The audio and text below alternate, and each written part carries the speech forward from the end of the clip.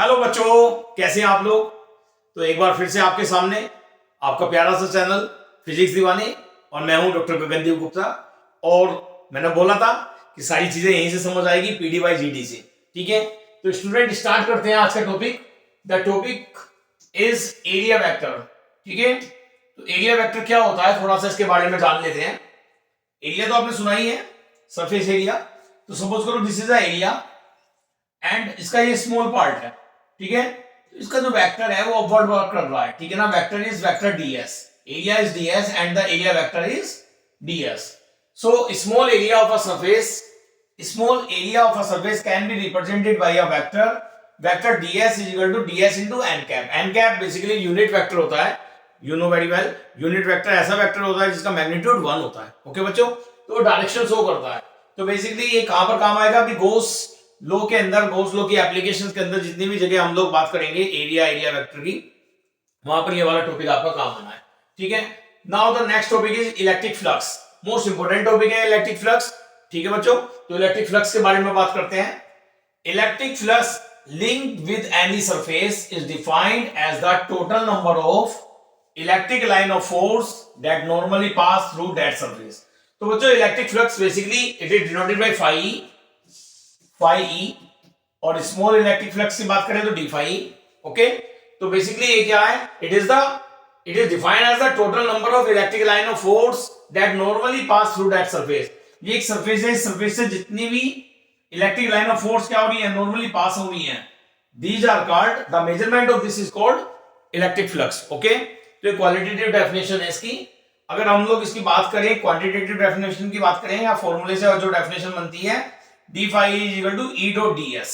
Okay, the dot product of electric field and ये क्या है आपका ds क्या है, ds इज आपका एरिया वेक्टर। ओके, तो dot product of electric field and basically आपका वेक्टर, एरिया वेक्टर। ठीक है ना, इट कॉल्ड इलेक्ट्रिक फ्लक्स। ये क्या होता है बच्चों, आपका इलेक्ट्रिक फ्लक्स होता है। ठीक है, तो electric flux d phi through a small area element ds due to an electric field E at an angle theta with ds is called basically EDS cos theta। ठीक है ना, जैसे यहां पर देखें, अगर ये स्मॉल, ये आपका स्मॉल एरिया है और इसका एरिया वेक्टर कहां काम कर रहा है, इस तरफ वर्क कर रहा है। ठीक है, इलेक्ट्रिक फील्ड की डायरेक्शन यूनिफॉर्म इधर है।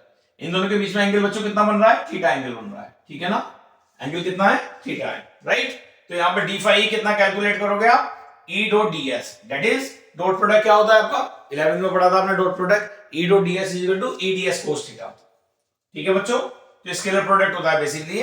तो total electric flux phi over a whole surface S due to an electric field is, अगर टोटल की बात करेंगे, बिकॉज यहाँ पे d phi है, तो टोटल की बात करेंगे तो बच्चों क्या हो जाएगा, यहाँ पर इंटीग्रल कर देते हैं। तो integration surface integral of E dot ds is equal to ES cos theta। ठीक है, ds का इंटीग्रल देंगे तो कितना आ जाएगा, S आ जाएगा, ES cos theta, E dot S। ठीक है, इससे आगे अगर बात करें, यहां तक क्लियर है, आपको कोई डाउट तो नहीं है। चलो थोड़ा सा ऊपर देखते हैं।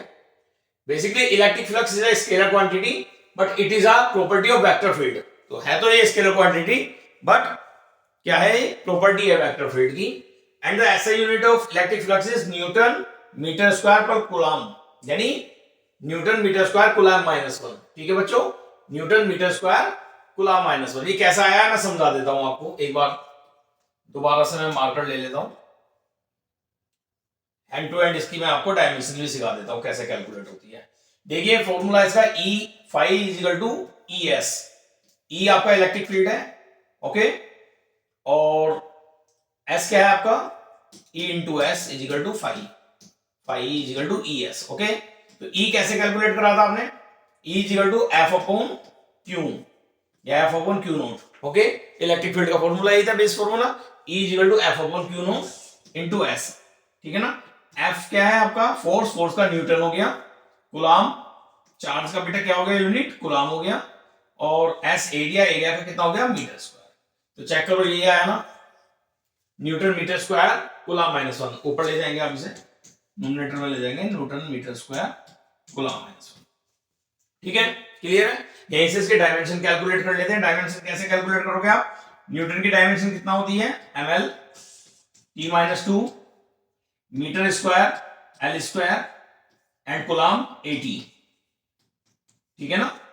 कूलम की कितनी होगी बच्चों? 80। कैलकुलेट करो कितना आएगा, m की पावर 1, ये कितना l की पावर 1 है, और यहां पर कितना है l स्क्वायर, तो ये हो गया आपका l क्यूब, राइट। और t ऊपर जाएगा, t की पावर 1 है, ऊपर जाकर -1 हो जाएगा, -2 ऑलरेडी था, t की पावर -3 और a -1, तो l क्यूब t -3 a -1, ठीक है ना। इसके डायमेंशन हो गई।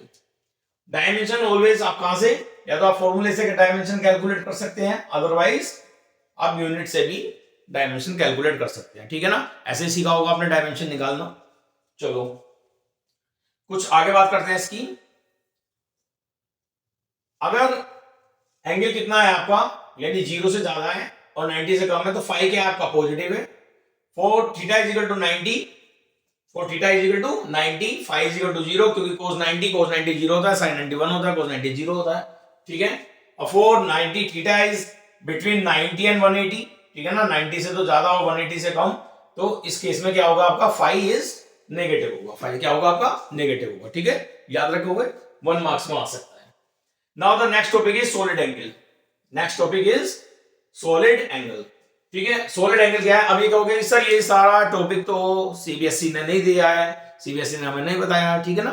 तो बेटा गो स्लो के डेरिवेशन करने के लिए हमें इन सबकी नीड पड़ेगी, इसलिए छोटे छोटे टॉपिक है, समझ लीजिए, काम के टॉपिक है, ठीक है।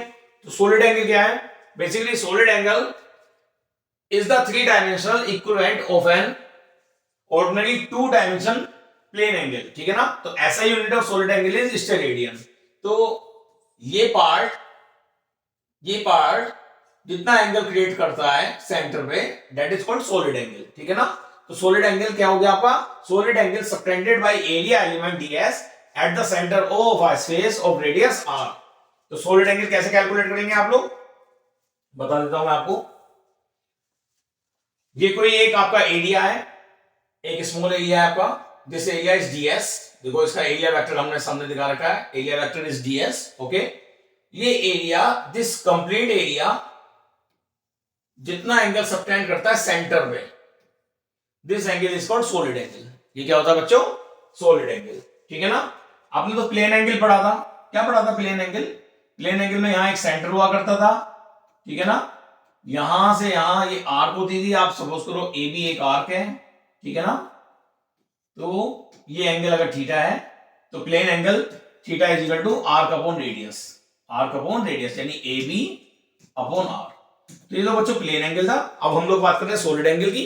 सॉलिड एंगल क्या है बच्चों, ये एरिया, ये कंप्लीट एरिया जो आपका एंगल सबटेंड कर रहा है सेंटर पे, this angle is called solid angle. आइए बस सुन ले, ये क्या है बच्चों, सॉलिड एंगल है। तो सॉलिड एंगल कितना हो गया आपका, डी साई कह दो, ठीक है ना, या डी ओमेगा भी कह देते हैं, ds cos theta upon r square, ठीक है। तो इसका इंटीग्रेशन करते हैं अगर हम लोग, करते हैं तो कितना आएगा आपका, ds सरफेस, यानी पूरा इंटीग्रल करते हैं इसका, अगर सरफेस इंटीग्रेशन करते हैं तो यहाँ पे ds की जगह आता है बेटा 4 पाई r स्क्वायर, ठीक है ना। और नीचे कितना है बेटा, r स्क्वायर है, r स्क्वायर से r स्क्वायर कैंसिल हो गया, फिर ये क्या है 4 पाई स्टेरेडियन आएगा, ठीक है ना। ये 4 पाई स्टेरेडियन इस तरह से आया बेटा, अंदर की बात भी मैंने आपको बता दी है कैलकुलेट करके, ठीक है। आगे बढ़ते हैं, ठीक है। The Gauss theorem, most important topic is Gauss theorem, ठीक है स्टूडेंट्स। तो गॉस थ्योरम के बारे में थोड़ा सा पढ़ लेते हैं, जान लेते हैं क्या होती है गॉस थ्योरम, इसे यहां कर देते हैं। तो the surface integral of the electric field intensity, the surface integral of electric field intensity over any closed hypothetical surface called Gaussian surface in free space is equal to the 1 upon epsilon naught times the net charge enclosed within the surface, ठीक है ना। तो आप समझो क्या है, basically क्या है, it is the surface integral E dot ds, surface integral of the electric field, surface integral यानी this portion और ds मिलाकर क्या बनता है, surface integral बनता है। surface integral किसका बेटा, इलेक्ट्रिक फील्ड का, ठीक है ना। Surface integral of electric field, surface integral of electric field, surface integral of electric field is equal to the 1 upon epsilon naught times, 1 upon epsilon naught times of the net charge enclose within the surface. Net charge का मतलब sigma Q. Net charge का मतलब कितना है? Sigma Q. अड़ी बात सुने? तो ये आपका गॉस थ्योरम है। गॉस थ्योरम ने क्या बताया कि जो फ्लक्स होता है that is phi is equal to E dot ds is equal to 1 upon epsilon naught times of total charge enclose that surface. Clear है बात? ये आपका क्या होता है? बेसिकली गॉस थ्योरम है, स्टेटमेंट ऑफ गॉस थ्योरम है, ठीक है ना। तो अगर प्रूफ की बात करें, proof of Gauss theorem for a spherical symmetrical surface, तो ये स्फेरिकल सरफेस है बच्चों, एक प्रूफ भी कर देते हैं एंड टू एंड, कई बार आ जाता है बोर्ड के अंदर। तो ये एक आपका स्फेरिकल सरफेस है, यहाँ सेंटर है, सेंटर पे प्लस क्यू चार्ज है, r डिस्टेंस है, यहाँ पर एक सरफेस है, ये सरफेस कितना एंगल यहाँ पर सबटेंड करेगा? स्टेरिक एरिया, जिसे अभी आपने सॉलिड एंगल बताया था। और इस सरफेस का सरफेस एरिया, ठीक है ना, एरिया वेक्टर कहां काम कर रहा है? आउटसाइड। और बिकॉज क्यू चार्ज है तो क्यू चार्ज की वजह से इलेक्ट्रिक फील्ड भी एक होगा, यहाँ पर जनरेट होगा, तो इलेक्ट्रिक फील्ड की भी डायरेक्शन आउटवर्ड होगी। और यहाँ पर हमने आपको दिखाया है ई एंड ds दोनों एक ही लाइन पर है, ठीक है ना। तो इसका मतलब इनके बीच में ई और ds के बीच में एंगल थीटा इज 0। तो बच्चे कितना है? 0 है। थीटा कितना है? 0 है, ठीक है। तो यहां पर अगर हम लोग बात करें इसे कैसे प्रूफ करेंगे? We know that d phi is equal to E dot ds। E की वैल्यू 1 अपॉन पॉइंट चार्ज के लिए 1 upon 4 pi epsilon not Q upon r square. ये ई हमने कहां से कैलकुलेट करा है? पॉइंट चार्ज के लिए 1 upon 4 pi epsilon not Q upon r square. Already आपसे पॉइंट चार्ज के लिए मैं फॉर्मूला बता चुका हूं आपको, ठीक है। और ds ये आपका कितना है? ds है, ठीक है। अभी यहां पे क्या है? r कैप हमने दिखाया है, r कैप और n कैप ये क्या है? यूनिट वेक्टर्स है बेसिकली, ठीक है ना। Unit vectors the dot product of unit vector, because उनका मैग्नीट्यूड 1 होता है तो 1 ही आएगा, ठीक है। तो यहां पर कितना हो जाएगा आपका? r डॉट n की अगर बात करें तो magnitude of r is 1, n is 1, और भाई दोनों सेम डायरेक्शन में है, तो यहां पर एंगल कितना हो गया? 0। तो बेसिकली 1 ही आएगा, इनकी वैल्यू कितनी आ जाएगी? 1 आ जाएगी। तो यहां पर जो फार्मूला आ गया हमारा d phi is equal to 1 upon 4 pi epsilon not Q upon r square into ds आ गया, ठीक है। यहां पर कोई दिक्कत तो नहीं? एक बार देख लीजिए। चलो आगे देखिए थोड़ा सा। अब क्या होता है बेटा, यहां पर हम लोगों को क्या कैलकुलेट करना है? फाई कैलकुलेट करना है, ठीक है ना। तो इंटीग्रेशन करते हैं सिंपल से। क्या कर देते हैं? इंटीग्रेशन। इस इक्वेशन का क्या कर लिया? इंटीग्रल कर दीजिए, ठीक है। जब आप इसका इंटीग्रल करेंगे तो कैसे करेंगे? Surface integral of d phi 1 upon 4 pi epsilon Q upon r square, ये तो आउटसाइड आ जाएगा, बाहर आ जाएगा इंटीग्रेशन के, क्योंकि सरफेस इंटीग्रल है। तो ds का इंटीग्रल होगा, किसका होगा? Integration of ds। Integration of ds 1 upon 4 pi epsilon Q upon r square, integration से क्या आ गया? बाहर ले लिया हमने, ठीक है। तो 1 upon 4 pi epsilon Q upon r square ds, surface integral of ds is equal to 4 pi r square. Just अभी थोड़ी देर पहले जब मैं आपको सॉलिड एंगल समझा रहा था तो वहां पर मैंने लिया था 4 पाई r स्क्वायर, ठीक है। तो 4 पाई से 4 पाई कैंसिल हो गया, r स्क्वायर से r स्क्वायर कैंसिल हो गया, basically q upon epsilon naught. This is the derivation of Gauss law, derivation of Gauss law, ठीक है बच्चों। Phi is equal to q upon epsilon not, और phi किसके इक्वल होता है? e dot ds। फाई होता है आपका e डॉट ds। क्लियर हो रहा है? तो ये गॉस लॉ का डेरिवेशन था, कोई डाउट तो नहीं है? चलो आगे मूव करते हैं। अगर एनी सरफेस की बात करें, किसकी बात करें? एनी सरफेस की बात करें तो यहां पर क्या होगा? एनी सरफेस के लिए भी proof of Gauss theorem for a close surface of any shape, किसी भी शेप के लिए बात करते हैं अगर हम लोग यहां पर बच्चों, तो शेप कुछ भी आर्बिट्रेरी, आपने एक आर्बिट्रेरी शेप ले ली है, कुछ भी आपने एक शेप ले लिया है, ठीक है ना। तो उस शेप में क्या हो गया? एक ds है और आपका वेक्टर e है, ठीक है। इनके बीच का एंगल कितना है? थीटा है। क्लियर है बात को? तो इसका भी डेरिवेशन क्या होगा? D phi is equal to 1 upon 4 pi epsilon not Q upon r square ds cos theta. कितना हो गया बच्चों? ds cos theta. तो यहां देखें q upon 4 pi 1 upon 4 pi epsilon not q, ठीक है, ds cos theta upon r square. थोड़ी देर पहले आपको क्या बताया था? ds cos theta upon r square किसके इक्वल होता है? d साई या d ओमेगा कह दो आप, ठीक है ना, d ओमेगा के इक्वल होता है। और d ओमेगा कितना है बच्चों? 4 पाई होता है। थोड़ी देर पहले भी हमने इससे पहली स्लाइड में देखा था कि इंटीग्रेशन सरफेस इंटीग्रल ऑफ ये कितना होता है आपका? 4 पाई होता है, ठीक है। तो 4 पाई से 4 पाई कैंसिल हो जाएगा, q अपॉन एप्सिलॉन नॉट। तो एनी शेप के लिए एनी सरफेस के लिए, एनी शेप के लिए भी आपका रिजल्ट यही आएगा, phi is equal to Q upon epsilon not. ठीक है, चलो नेक्स्ट मूव करते हैं। अच्छा, बेसिकली यहां पर deduction of Coulomb's law from Gauss theorem, Coulomb's law की डिडक्शन है गॉस थ्योरम की हेल्प से। ठीक है ना, deduction of basically Coulomb's law from the Gauss theorem. यहां देख लेते हैं, सेम डायग्राम है, इस डायग्राम को तो बिल्कुल अपने दिमाग में फिट कर लो। एक स्फेरिकल सरफेस है, सेंटर पे चार्ज है, आर डिस्टेंस है, आर डिस्टेंस से, आर क्या है, डिस्टेंस क्या, रेडियस कह दो आप इसे। यहां पर एक सरफेस है, सरफेस एरिया वेक्टर उसका आउटसाइड काम कर रहा है, क्योंकि पॉइंट चार्ज है, प्लस क्यू है, तो इलेक्ट्रिक फील्ड भी आउटवर्ड काम करेगा। बीच में एंगल कितना है, 0 है, दोनों की लाइन ऑफ एक्शन सेम है। तो अगर हम लोग गॉस लॉ की बात करें तो गॉस लॉ जस्ट अभी मैंने आपसे डिस्कस करा था, फाई इज इक्वल टू कितना होता है, ई dot DS is equal to Q upon epsilon naught. Phi is equal to E dot DS, surface integration of E dot DS is equal to Q upon epsilon not. ठीक है ना, ये भी हमने discuss करा था।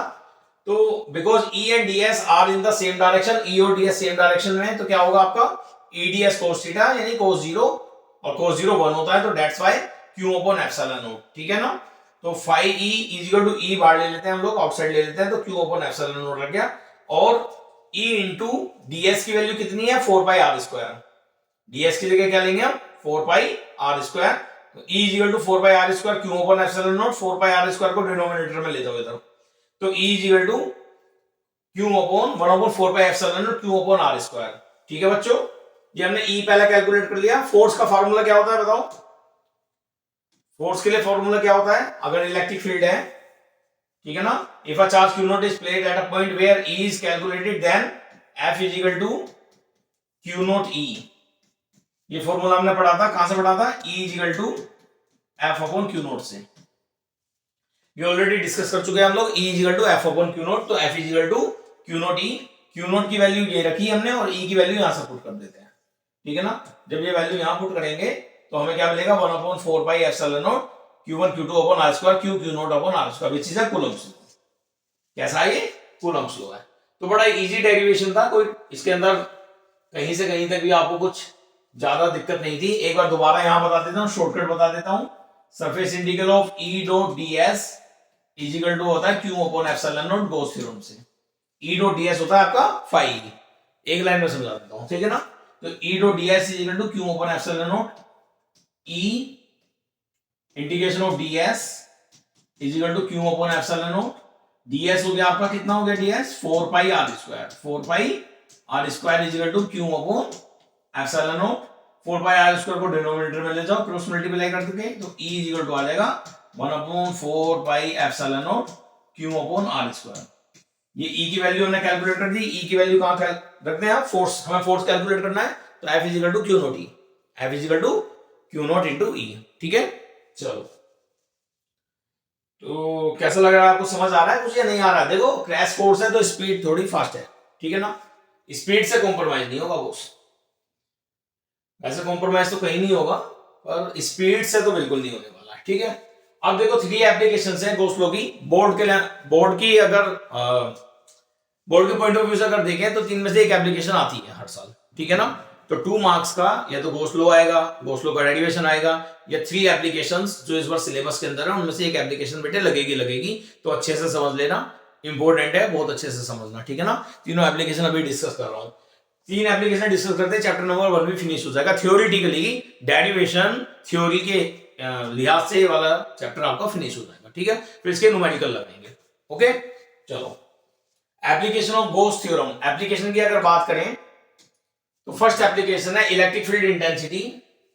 चलो आप इधर पहुंच जाओ। Electric field intensity due to an infinitely long straight charge wire, ठीक है ना। एक वायर है, इनफाइनाइटली लॉन्ग स्टेट वायर है, जैसे ये मेरा मार्कर है, ठीक है ना, स्टाइलस बोलते हैं इसे, ठीक है ना। अभी इसके अंदर अगर पॉजिटिव चार्ज है, ठीक है ना, इसके अंदर क्या फिल है, इनफाइनाइटली लॉन्ग है और पॉजिटिव चार्ज इसके अंदर हमने फिल करा हुआ है, ठीक है ना। Infinite long straight charge, positively charge wire है, ये कैसा है आपका, पॉजिटिवली चार्ज वायर है। तो बेटे क्या होगा, जब ये पॉजिटिवली चार्ज वायर है तो इलेक्ट्रिक फील्ड क्या होगा, आउटवर्ड होगा। इलेक्ट्रिक फील्ड की डायरेक्शन क्या होगी बच्चों, आउटवर्ड होगी। ये बात समझ में आ गई। इलेक्ट्रिक फील्ड की डायरेक्शन ऊपर नीचे क्या होगी बच्चों, आउटवर्ड होगी। यहां भी आउटवर्ड होगी इलेक्ट्रिक फील्ड की डायरेक्शन, ठीक है ना। जैसे वायर है ऐसे ही हमने एक गॉसियन सरफेस यहां ड्रॉ कर लेते हैं, क्या क्या ड्रॉ कर लेते हैं, गॉसियन सरफेस, ठीक है ना। एक सिलेंड्रिकल गॉसियन सरफेस हमने यहाँ पे ड्रॉ कर लिया, और क्योंकि वायर एक सिलेंडर की फॉर्म में होता है तो सिलेंड्रिकल गॉसियन सरफेस हमने यहाँ पे ड्रॉ कर लिया, ठीक है। तो यहाँ पर थ्री एरियाज हम लोग डिस्कस करते हैं। एक यहाँ पर एक एरिया ले लिया जिसे कर्व कहते हैं, कर्व पार्ट होता है इसका, है ना। और ये वाले क्या है, इसके स्फेरिकल पार्ट है, ठीक है ना। तो यहाँ पर एक एरिया ए पर ले लेते हैं, एक बी पर ले लेते हैं, एक सी पर ले लेते हैं, ठीक है ना। तो अगर बात करें ऐसे, इस तरह से रखते हैं, देखो मुझे देखो जरा, मैं समझाता हूँ तुम्हें बड़े अच्छे से, ठीक है ना। ऐसे कर कोई वायर है तो इसका एरिया, ये वाला एरिया, ऊपर का एरिया कहाँ काम करेगा, इसका एरिया वेक्टर अपवर्ड काम करेगा। कहाँ काम करेगा, अपवर्ड करेगा, क्योंकि इसके अंदर चार्ज फील्ड है, तो इसका इलेक्ट्रिक फील्ड भी कहाँ करेगा, ऊपर की तरह काम करेगा। तो एरिया वेक्टर भी ऊपर है, कौन से वाले पॉइंट पर, सी पॉइंट पे एरिया वेक्टर भी ऊपर है, ठीक है ना। अपवर्ड डायरेक्शन में, इलेक्ट्रिक फील्ड भी अपवर्ड डायरेक्शन में, दोनों की सेम डायरेक्शन है, तो थीटा कितना हो गया, 0 हो गया। यहाँ पर ई और डी एस के बीच में थीटा इज इक्वल टू कितना हो गया बच्चों, 0 हो गया। अब जरा यहां देखिए, इसका एरिया वेक्टर इधर वर्क कर रहा है, इलेक्ट्रिक फील्ड ऊपर कर रहा है या नीचे कर रहा है, एरिया वेक्टर इस साइड वर्क कर रहा है, इस पॉइंट का एरिया वेक्टर इधर वर्क कर रहा है, ठीक है ना। इलेक्ट्रिक फील्ड ऊपर है या इलेक्ट्रिक फील्ड क्या है, डाउनवर्ड है, अपवर्ड है या डाउनवर्ड है, ठीक है ना। दोनों ही केस में एरिया वेक्टर इधर वर्क करेगा राइट में, इलेक्ट्रिक फील्ड ऊपर है, एंगल क्या बनेगा, 90 डिग्री बनेगा। कैसा बनेगा, 90 डिग्री बनेगा। ऊपर है या नीचे कहीं भी ले लो आप, इससे फर्क नहीं पड़ता। तो यहां पर क्या है आपका, एरिया वेक्टर इस साइड काम कर रहा है, इलेक्ट्रिक फील्ड ऑलरेडी कहां है, डाउनवर्ड है, एरिया वेक्टर इस साइड काम कर रहा है, इलेक्ट्रिक फील्ड क्या है, डाउनवर्ड है। यहां एंगल कितना बन रहा है, 90 डिग्री बन रहा है। कैसा बन रहा है बच्चों, 90 डिग्री बन रहा है। तो यहां पर हम 3 फ्लक्स कैलकुलेट करते हैं, ठीक है ना। यानी total flux is equal to all 3 points में जो फ्लक्स होगा वो कैलकुलेट कर लेते हैं, ठीक है। तो निकालते हैं from Gauss law, phi is equal to कितना होता है, ई dot ds is equal to q upon epsilon not, ठीक है ना। तो ई डॉट ds कितना होगा आपका, ई डॉट ds होगा आपका, जरा ध्यान से देखो, पहले क्लोज करना पड़ेगा जब स्लाइड ऊपर होती है, इस तरह से, बहुत बढ़िया, यहां आ जाता है ये, इस तरह से समझ आ जाएगा आपको, ठीक है ना। तो ई डॉट ds कहां होगा आपका, एक तो ए पॉइंट पे ई ds, बी पॉइंट पर ई ds, सी पॉइंट पे ई डॉट ds, है ना। सी पॉइंट पर integration, surface integral of E dot ds। अब जरा देखते हैं तीनों पॉइंट पे, देखते हैं ए पॉइंट पे क्या है बच्चों, ए पॉइंट पे 90 डिग्री है, तो ए पॉइंट पे e dot ds, e ds cos theta cos 90 आ गया। बी पॉइंट पे भी कितना है, 90 डिग्री है, तो ई ds cos थीटा cos 90 आ गया, ठीक है ना। और सी पॉइंट पे कितना है, ई dot ds, e ds cos 0, तो ये वाला आपका cos 90 0, ये वाले दोनों फैक्टर क्या हो जाएंगे, 0 हो जाएंगे। केवल एक ही फैक्टर काम करेगा, ई डॉट ds, कितना काम करेगा, ई डॉट ds। और ये वाला कहां पर है, ये सी पॉइंट वाला है बेटा, ये कौन सा पॉइंट वाला है बेटा, सी पॉइंट वाला है, ठीक है ना। तो सी वाले में ई डॉट ds की अगर हम लोग बात करें, ई डॉट ds की अगर बात करें, तो ई कितना है आपका, ई है, और ds कितना होगा, 2 पाई r इंटू एल। तो ई इंटू 2 पाई आर एल आ गया आपका, कितना आ गया, E into 2 pi r l. E into 2 pi r L किसके इक्वल आया, फाई ई के, इलेक्ट्रिक फ्लक्स के इक्वल आया। और इलेक्ट्रिक फ्लक्स किसके इक्वल होता है, Q upon epsilon not. Electric flux होता है आपका क्यू अपॉन एप्सिलॉन नॉट, ठीक है ना।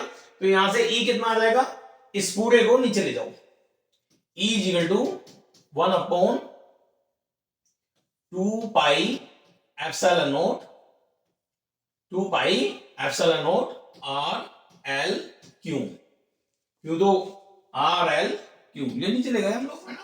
और क्यू अपॉन एल कितना होता है, ये लैम्डा होता है। तो E is equal to lambda upon 2 pi epsilon not into r. This is the required derivation of electric field, ठीक है ना। E is equal to lambda upon 2 pi epsilon not into r. Clear है, समझ आया आपको, कोई doubt तो नहीं है,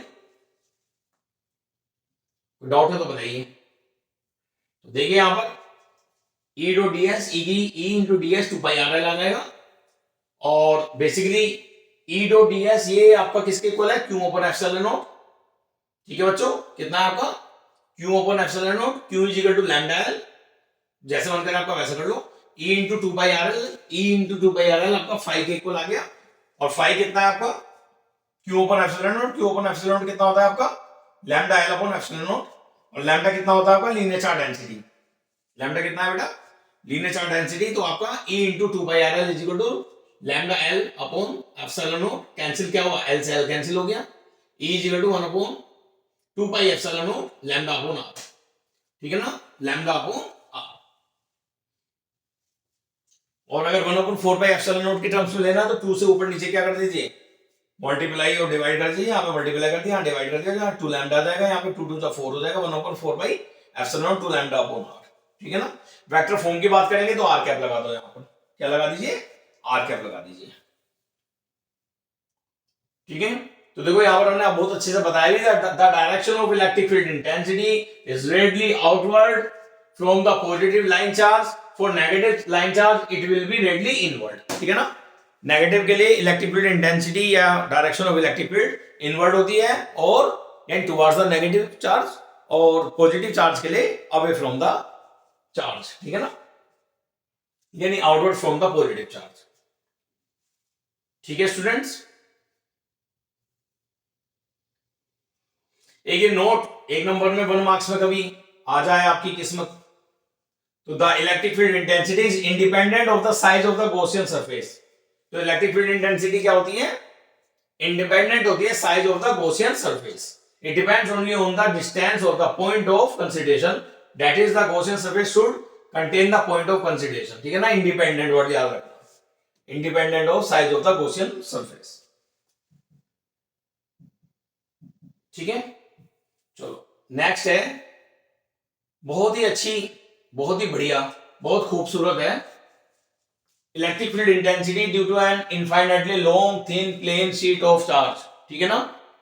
another derivation of electric field intensity का बच्चों हम लोग डिस्कस कर रहे हैं आपसे। यहां पर क्या आपका प्लेन शीट है, ये क्या है बच्चों, प्लेन शीट है, ऐसे एक प्लेन शीट बना दी हमने, ठीक है, पॉजिटिवली चार्ज है इसके अंदर भी, ठीक है। तो ऐसे प्लेन शीट है, तो इलेक्ट्रिक फील्ड की डायरेक्शन इस तरह से होगी, ठीक है। यानी आप कुछ ये समझ के चलो, ये आपकी ये प्लेन शीट है, ऐसे आपकी क्या है, प्लेन शीट है, ठीक है। और ये बात समझे, ये ऐसा प्लेन शीट है, ठीक है। तो यहां चार्ज है तो आउटवर्ड होगी, इधर चार्ज है तो इस साइड होगी, ठीक है ना। और ये बात समझे, इलेक्ट्रिक फील्ड आउटवर्ड होगा, इलेक्ट्रिक फील्ड क्या होगा आपका, आउटवर्ड होगा, ठीक है। तो इलेक्ट्रिक फील्ड की डायरेक्शन आउटवर्ड है, ठीक है।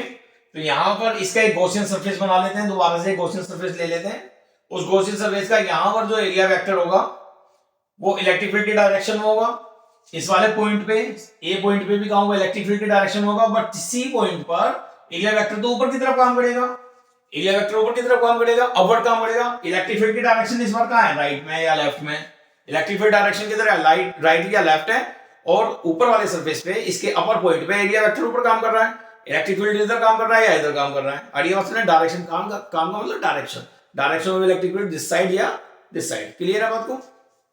तो यहां पर ए और बी पॉइंट पर तो थीटा कितना होगा, 0 होगा, ई और डी एस के बीच में। सी पॉइंट पे थीटा कितना होगा बच्चों, 90 होगा, सी पॉइंट पे थीटा कितना होगा, 90 होगा। तो कैलकुलेट कर लेते हैं, बड़ा आसान हो गया हमारे लिए। कैसे कैलकुलेट करते हैं देखिए जरा, बहुत इजी हो गया आप तो, है ना। यहां पर देखो फाई कैसे निकालेंगे, surface integral of E dot ds equal to A point पे ई डीएस, बी पॉइंट पे ई डीएस, सी पॉइंट पे ई डीएस। ईडीएस का मतलब फ्लक्स, ईडीएस का मतलब इलेक्ट्रिक फ्लक्स। तो ए पॉइंट पर अगर हम लोग देखें, ढूंढो जरा कहां गया, ए पॉइंट पे ई और डीएस के बीच में थीटा कितना है, 0 है। सी पॉइंट में थीटा कितना है, 90 है। बी पॉइंट में भी थीटा कितना है बच्चों, 0 है। तो ए पॉइंट पे थीटा 0 लिख दिया हमने, cos 0। बी पॉइंट पे कितना लिख दिया आपने, cos 0। और सी पॉइंट पे cos 90, cos 90 कितना हो जाएगा बेटे, 0 हो जाएगा। तो इस बार ईडीएस ईडीएस 2 ईडीएस आ जाएगा, 2 ईडीएस आ जाएगा, कितना आएगा, 2 ईडीएस, बस खत्म हो गया। 2 ईडीएस आती हो गया काम, क्या आया, 2 ईडीएस, है ना। कितना आया, 2 ईडीएस, ये रहा 2 ईडीएस। और डीएस की जगह पाई आर स्क्वायर रख दीजिएगा, रखने की जरूरत भी नहीं है, डीएस की वैल्यू रखने की जरूरत ही नहीं है आपको, या पाई आर रखना है तो आप रख लीजिए, कोई दिक्कत वाली बात नहीं है। तो हमारा बेसिकली आ क्या गया, कितना आया चेक करो, यानी ये आ गया हमारा फाइनली, दिखाता हूं मैं आपको, phi e equal to 2e ds, है ना, या 2e ds का मतलब 2e a या s कह दो, इंडिकेशन ऑफ ds s बन जाएगा, ठीक है। और फाई कितना होगा बेटे, फाई कितना होगा, Q upon epsilon not 2ES। तो मुझे तो E कैलकुलेट करना है, क्या करना है, E कैलकुलेट करना है। तो E इक्वल टू कितना आ जाएगा, E equal to 2S denominator में ले जाते हैं, Q अपॉन एप्सिलॉन नॉट और कितना 2S, ठीक है। Q अपॉन S कितना होता है, Q अपॉन S कितना होता है बेटा, क्या पढ़ा था, चार्ज अपॉन एरिया, ठीक है ना, surface charge density sigma, sigma is equal to dq upon ds। याद है, भूल गए, तीन तरह की डेंसिटी होती है, lambda, lambda linear charge density होती है, q upon l surface charge density sigma, dq upon ds volume charge density rho is equal to dv upon यानी dq अपॉन dv, यानी charge is distributing along the length, linear charge density, charge is distributed along the area, surface charge density, and charge is distributed along the volume, volume charge density, ठीक है। तो यहाँ पर Q upon S की बात चल रही है, तो ये सिग्मा हो जाएगा बेटे, क्या हो जाएगा, सिग्मा। तो E is equal to sigma upon 2 epsilon not, अरे ये क्या, ये तो ये आ गया, E is equal to sigma upon 2 epsilon not.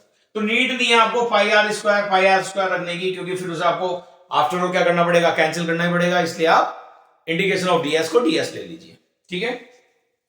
तो अगर हम लोग प्लेन शीट की बात करें, तो प्लेन शीट के लिए E is equal to electric field intensity sigma upon 2 epsilon not आती है, सिग्मा अपॉन 2 एप्सिलॉन नॉट, ठीक है, क्लियर है।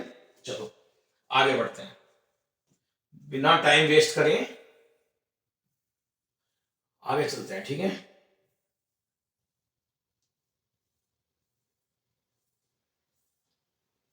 नेक्स्ट सीधा थर्ड पे आते हैं, ये तो कुछ एप्लीकेशंस है इनकी। Electric field intensity due to uniform charge थी, ये थिस नहीं है, यानी दिस नहीं है, ये क्या है आपका थिन स्फेरिकल शेल, है ना, या दिस स्फेरिकल शेल भी कह दो, वैसे तो थिन स्फेरिकल शेल है, जैसे आपकी रिंग होती है ना, रिंग इस तरह का स्ट्रक्चर है, ठीक है ना, रिंग है जैसे आपकी, तो रिंग पहनते हो आप, तो रिंग के केवल सरफेस पे चार्ज होता है, ना अंदर होता है ना बाहर होता है, ठीक है ना, क्लियर है बात। तो ऐसा एक होलो आपका स्फेरिकल शेल है, ठीक है ना, ये होलो स्फेरिकल शेल है, और पॉजिटिवली चार्ज इसके ऊपर डिस्ट्रीब्यूट है अलोंग द सरफेस, इसके ऊपर पॉजिटिवली क्यों चार्जेस डिस्ट्रीब्यूटेड है। तो इसके जैसा ही एक गॉसियन सरफेस ड्रॉ करेंगे हम लोग, ग्रीन लाइट में ये डॉट डॉट डॉट में जो मैंने दिखा रखा है गॉसियन सरफेस है, ठीक है बच्चों।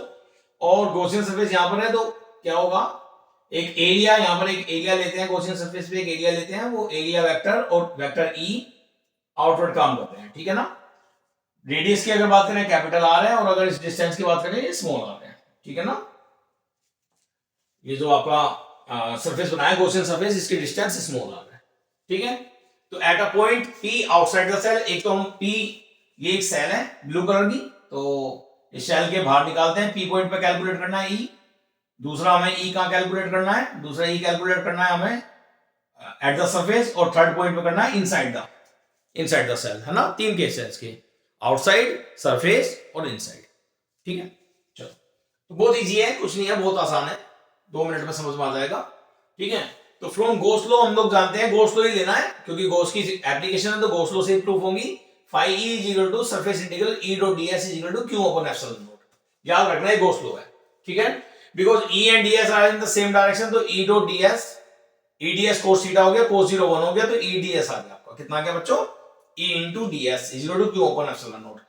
Integration of surface integral of ds कितना होगा आपका 4 पाई r स्क्वायर, स्फेरिकल है तो इसका पूरे का कितना होगा 4 pi r square, r small r लेंगे, देखो आउटसाइड की बात चलिए तो r कैसे लिया हमने, स्मॉल r यहाँ पे कैलकुलेट करा है, तो E into 4 pi r square q upon epsilon naught, और यहाँ से E कितना आ गया 1 upon 4 pi epsilon q upon r square. जो पॉइंट चार्ज का फार्मूला है, पॉइंट चार्ज का फार्मूला ही, पॉइंट चार्ज का रिजल्ट ही स्फेरिकल सेल के केस में आउटसाइड P पॉइंट पर रिजल्ट के इक्विवेलेंट होता है, यानी E is equal to 1 upon 4 pi epsilon not Q upon बच्चों R स्क्वायर, ठीक है ना। तो electric field due to uniformly charge thin spherical shell eight a point outside the shell is such as if the whole charge were concentrated at the centre of the shell. वो ऐसे इस तरह से work करता है कि जैसे पूरा का पूरा चार्ज जो सरफेस पे चार्ज है, सेल के जो सरफेस पे चार्ज है, वो ऐसा फील हो रहा है जैसे वो सेंटर पर हो, ठीक है बच्चों। तो सेंटर के लिए formula 1 upon 4 pi epsilon not Q upon R square, तो सेम हमने डेरिवेशन ये आपको दिखा दिया, ठीक है। अब बात करते हैं Q इज इक्वल टू कितना होता है, sigma is equal to Q upon A, sigma is equal to Q upon A. तो बच्चों Q is equal to sigma into 4 pi are square, क्योंकि चार्ज तो 4 पाई आर स्क्वायर सेल पर है, ठीक है ना। तो रेडियस कौन सी लेंगे, कैपिटल आर लेंगे। तो यहां पर हम लोग क्या करेंगे, क्यू को रिप्लेस कर सकते हैं हम sigma into 4 pi are square से, sigma into 4 pi are square, 4 pi से 4 पाई कैंसिल हो गया, sigma R square upon epsilon not small R square, ठीक है ना। ये भी रिजल्ट है, इसका ध्यान रखना आप लोग। स्टूडेंट यहां तक करके आते हैं, ये भी आपको पढ़ना, ठीक है। चलो आगे चलते हैं। Eight a point on the surface, on the surface में वो जो पी पॉइंट है जो यहां था इस तरफ था, वो उठकर कहां गया, पी पर ही आ गया, यानी यहाँ पर सरफेस पर आ गया। कहां गया बच्चों, सरफेस पे। अब तो बड़ा आसान हो गया है, जब सरफेस पर आ गया तो स्मॉल आर कैपिटल आर के इक्वल हो गया, ये कैपिटल आर के इक्वल आ गया। तो E is equal to 1/4 pi epsilon not Q upon are square हो जाएगा। क्या हो जाएगा बच्चों, 1/4 pi epsilon not Q upon are square, capital R square, ठीक है ना। आउटसाइड के केस में स्मॉल आर स्क्वायर था और at the surface capital R square है, ठीक है, कोई दिक्कत तो नहीं। चलो फिर यहां पर इसे वैसे ही हम रिप्लेस कर सकते हैं, sigma is equal to 4 pi are square, तो Q is equal to sigma into 4 pi are square, Q को आप sigma into 4 pi are square करेंगे, 4 पाई आर स्क्वायर से 4 पाई आर स्क्वायर, तो सिग्मा अपॉन एप्सिलॉन नॉट आ जाएगा। क्या आ जाएगा बच्चों, sigma upon epsilon not. At the point B inside the shell, inside the shell का अगर केस लें, ये पूरा सेल के अंदर इनसाइड द सेल की अगर हम बात करें तो वहां पे चार्ज 0 है, तो इसलिए इलेक्ट्रिक फील्ड भी क्या होगा, 0 होगा। तो ये सब करने की जरूरत नहीं है आपको, फिर भी करके आप दिखा दीजिए। फॉर्मूला तो आपको ये बनाना पड़ेगा, charge is 0 because inside the, since Q charge inside 0 है, तो चार्ज 0 के तो E भी कितना हो गया बच्चों, 0।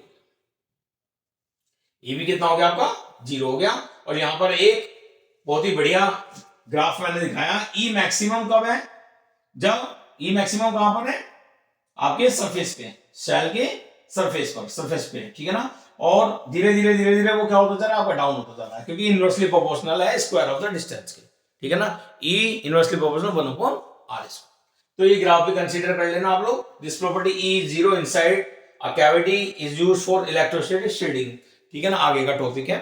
वैसे थ्योरेटिकली और डेरिवेशन के पॉइंट ऑफ व्यू से बच्चों मैंने 3 आपकी जो वीडियो बनाई है, यानी पार्ट 1, पार्ट 2 और पार्ट 3, ये पार्ट 3 है, ठीक है ना। तो चैप्टर नंबर 1 फिनिश करा है। चैप्टर नंबर 1 के अंदर अगर हम लोग देखें तो आपका इलेक्ट्रिक फील्ड की बात करते हैं, सबसे पहले कूलम्ब फोर्स की बात करते हैं। कूलम्ब फोर्स हमने आपको पढ़ाया, चार्जेस के बारे में पढ़ाया, उसके बाद में सुपरपोजिशन प्रिंसिपल है, ठीक है ना। तो सिग्मा एफ हो जाता है सुपरपोजिशन प्रिंसिपल। इलेक्ट्रिक फील्ड आ चुका था, उसके बाद में इलेक्ट्रिक फील्ड के डेरिवेशन है पॉइंट चार्ज के लिए q upon are square, k e q upon are square. Electric field due to dipole axial पर, है ना, ऑन द एक्सेल पॉइंट की अगर बात करें तो k e 2p upon r cube, और इक्वेटोरियल की बात करें तो minus k e p upon r cube. Dipole की बात करें, dipole moment p is equal to q into 2l होता है बच्चों, और डाइपोल की डायरेक्शन माइनस क्यू से प्लस क्यू होती है। एक रीकैप छोटा सा बता रहा हूं, पूरे चैप्टर के अंदर हमने क्या क्या स्टडी करा है। एक टॉर्क वाला डेरिवेशन करा था कि टॉर्क जो है वो यूनिफॉर्म इलेक्ट्रिक फील्ड में थीटा एंगल पर इंक्लाइंडेड है, तो उसपे टॉर्क लगता है। नेट फोर्स तो 0 होता है बट टॉर्क काम करता है। Torque is equal to tau is equal to P cross E, यानी पी साइन थीटा होता है ना। कितना होता है, पी क्रॉस ई, पी साइन थीटा होता है। टॉर्क की बात हो गई। उसके बाद में हमने इलेक्ट्रिक फील्ड के दोनों डेरिवेशन की बात कर ली, आपको एक्सेल पर और इक्वेटोरियल की बात करी। हाँ, उसके बाद में क्या करा हमने, उसके बाद में गॉस लॉ आ गया। क्या आ गया बच्चों, गॉस लॉ आ गया। गॉस लॉ की बेसिकली बारे में क्या बताया था कि जो फ्लक्स है फाई ई है, ई डॉट डीएस है ना, flux phi E dot DS is equal to Q upon net charge, यानी sigma Q upon epsilon not, 1 upon epsilon times of the net charge, ठीक है ना। तो phi is equal to Q upon epsilon not, simply ऐसा बोल देते हैं, वैसे sigma Q upon epsilon not है, ठीक है स्टूडेंट्स। उसके बाद में हम लोगों ने इसकी 3 एप्लीकेशंस है गॉस लॉ की, बल्कि मैंने आपको डिडक्शन भी सिखा दिया है ना, कूलम्ब्स लॉ को कैसे आप with the help of Gauss theorem, Gauss law की हेल्प से आप कैसे कूलम्ब्स लॉ को रिड्यूस करेंगे, ठीक है ना, वो भी हमने आपको यहाँ पर अच्छे से सिखा दिया है। देन उसके बाद हमने डिस्कस करा एप्लीकेशंस है, इनफाइनाइटली लॉन्ग स्ट्रेट वायर की है, ठीक है ना, प्लेन शीट की है, और उसके बाद में आपका स्फेरिकल सेल के लिए, ठीक है ना, कंडक्टिंग सेल का नहीं है, स्फेरिकल सेल का आपके सिलेबस में है। तो बच्चों ये पूरा मैंने चैप्टर नंबर 1 आपको बहुत अच्छे से समझाया, आई होप आपको समझ आया होगा। कोई भी डाउट है तो कमेंट्स कर लीजिएगा, मुझसे पूछ लीजिएगा, मैं आपको बता दूंगा, डाउट्स आपके क्लियर कर देंगे। तो नेक्स्ट वीडियो के लिए रेडी रहिए, अब तो न्यूमेरिकल्स कराएंगे चैप्टर नंबर 1 की, ठीक है। तो ठीक है, आज के लिए इतना ही रखते हैं। Thank you very much, bye bye, Tata.